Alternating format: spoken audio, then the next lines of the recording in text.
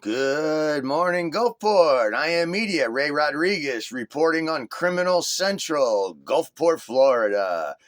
What I have here is City Attorney Andy Salzman. I hate to say it, he was at University of Florida the same time I was, and I know I'm a graduate. Go Gators! But I hate to say he is a Gator. I figured that out while I've been investigating him. And I got a bunch of videos I'm going to need to do on this man. He's a violent man. I've seen his violence up close and personal. And first time I met this man was getting the previous city attorney, Driscoll, fired. Here we got a criminal organization in Gulfport. And in 2008, the city attorney, Driscoll, and the dickmaster, Dennis Frayne, conspired to steal my home, my yacht, Sea Wings, a 44-foot sailing vessel that I've resurrected from never being able to sail again.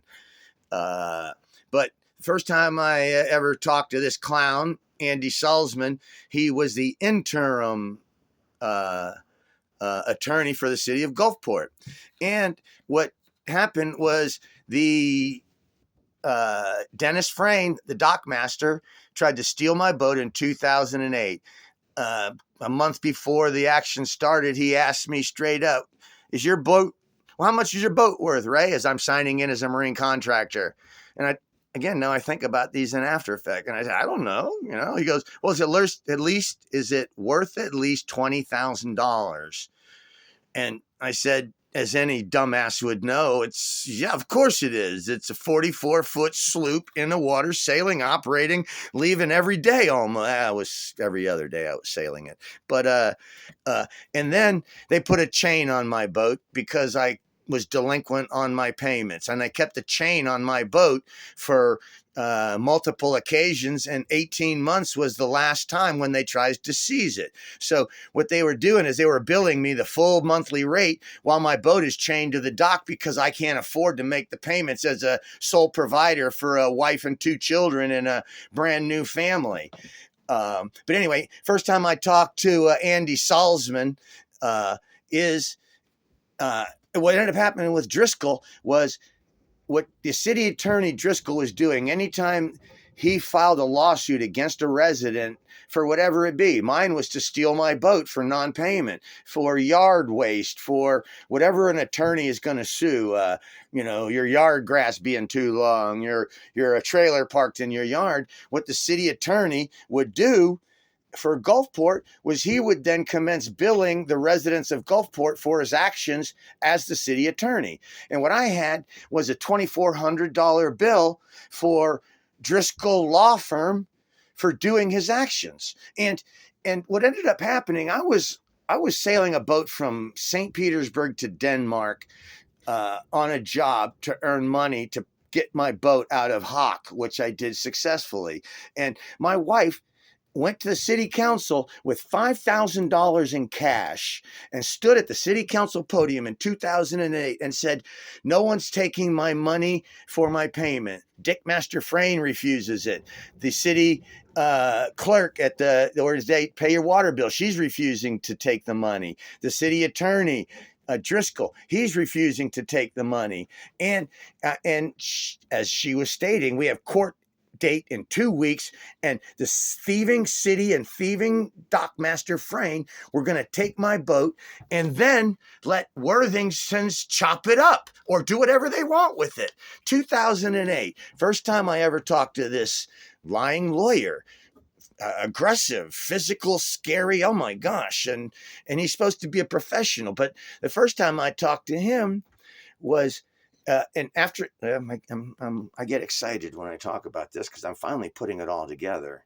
And in 2008, the city of Gulfport v. Ray Rodriguez was the very first attempt for them to steal my property.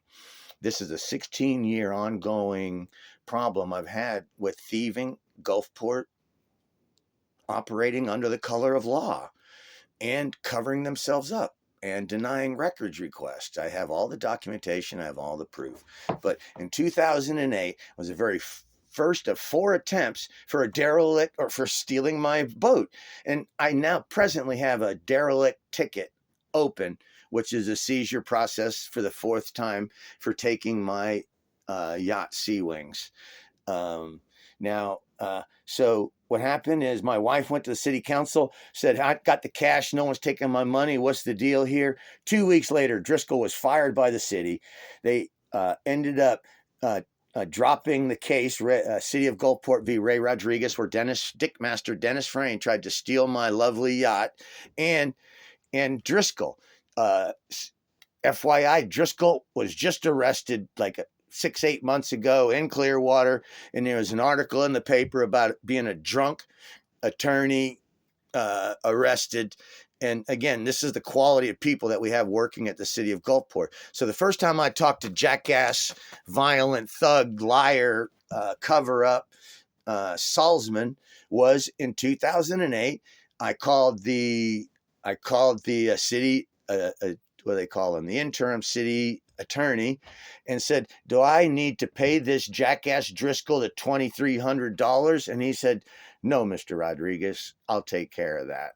And here I thought he was a good man, when I just come to realize he's just another snake in the grass. And he also said in a city council meeting, when we were talking about the Samantha Ring lawsuit and other lawsuits involving Boca Ciega Yacht Club, I'm going to quote him on city council as he's up there speaking. And he's saying, well, Mr. Henderson, Mayor, nobody wins when you have a lawsuit. And then he looks into space, and then he puts a grin on his face, and he says, well, except for the lawyers, quote unquote, in city council, stating what he's doing. He's now, I got a lot more videos coming to him. It's going to be his invoicing. Follow the money. Like Al Capone, follow the money. What I have is all of his attorney invoices showing is what $290 an hour he's charging for reading emails. 15-minute email is what, $65. And how many times Chief Vincent is listed in his invoices? How many times Boca Ciega Yacht Club is listed on his invoices? Why would the city attorney of Gulfport be charging the residents of Gulfport about Boca Ciega Yacht Club over and over and over and over? And I have probably thousands and thousands of dollars of him invoicing the residents of Gulfport while he's defending the criminal thieving yacht club who use Boca Ciega Raymond James deferred asset account for the purchase or financing of an out-of-state property.